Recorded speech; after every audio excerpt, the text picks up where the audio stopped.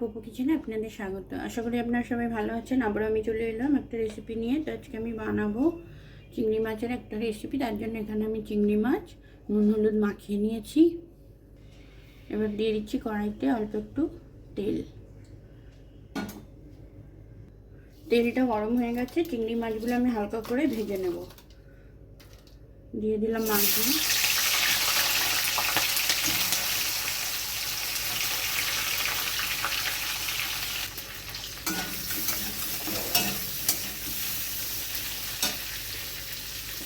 যতক্ষণ মাছগুলো ভাজা হচ্ছে আমি একটা মশলার পেস্ট বানিয়ে নেব।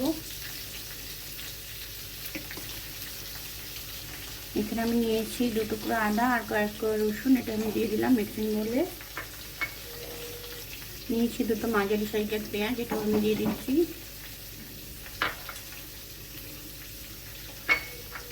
আর এখানে আমি নিয়েছি হাফ টমেটো, সেটাও আমি দিয়ে দিলাম। মশলার পেস্ট রেডি হয়ে গেছে, এটা একটা বাটিতে আমি রেখে নিচ্ছি।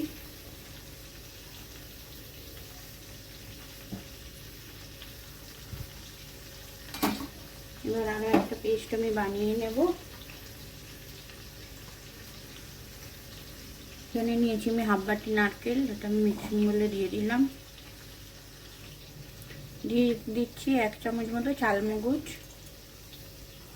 দিয়ে দিচ্ছি 10-12টা গোলমরিচের দানা। এটারও একটা পেস্ট আমি বানিয়ে নেব। চিংড়ি মাছগুলো হালকা ভাজা হয়ে গেছে, এগুলো আমি এবার তুলে নেব।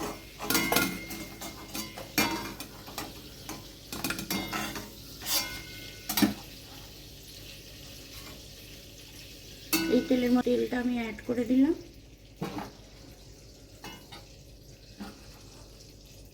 তেলটা গরম হয়ে গেছে, দিয়ে দিচ্ছি গোটা গরম মশলা ফোড়ন, দিয়ে দিচ্ছি সামান্য একটু চিনি,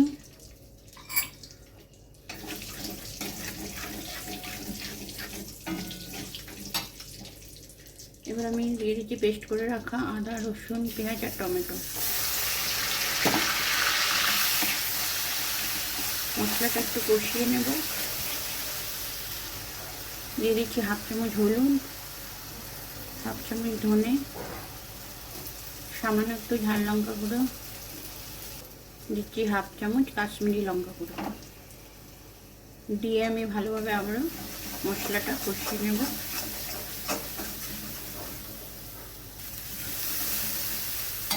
মশলাটা ভালোভাবে কষানো হয়ে গেছে, এবার আমি দিয়ে দেবো পেস্ট করে রাখা নারকেল, গোলমরিচ আর চালমগজ।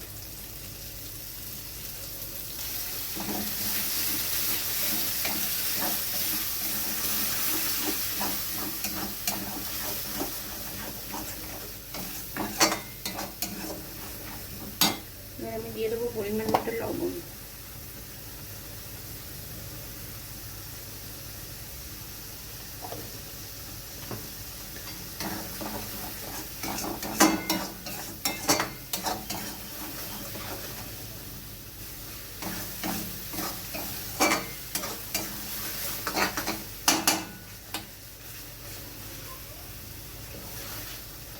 আবারও মশলাটা ভালোভাবে কষিয়ে নিয়েছি।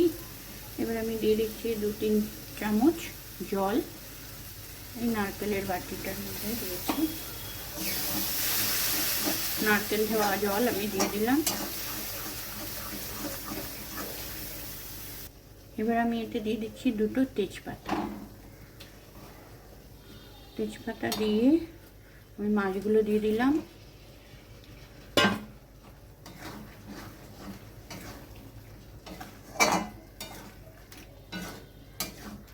আর 1 মিনিট মতো লো আছে আমি মাছগুলোকে এরকমই মশলার সাথে ছেড়ে দেব। একদম আঁচ কমিয়ে দিয়েছি, 1 মিনিট মতো আমি রাখবো। 1 মিনিট মতো হয়ে গেছে, লো আছে আমি রেখেছিলাম। এবার দিয়ে দিচ্ছি সামান্য একটু গরম মশলা গুঁড়ো। আবারও একবার নেড়ে নেবো ভালো করে দিয়ে। এবার আমি গ্যাসটা অফ করে এটা নামিয়ে নিচ্ছি। গ্যাসটা অফ করে দিলাম। তো বন্ধুরা, গরম গরম ভাত, পোলাও, ফ্রাইড রাইসের সঙ্গে পরিবেশনের জন্য একদম রেডি নারকেল চিংড়ি। এই রেসিপিটা আপনারা বানিয়ে খাবেন, খেতে কিন্তু দারুণ লাগে। আর অবশ্যই জানাবেন কেমন লাগলো। আজকের মতো টাটা, আবার দেখা হবে অন্য কোনো রেসিপি নিয়ে।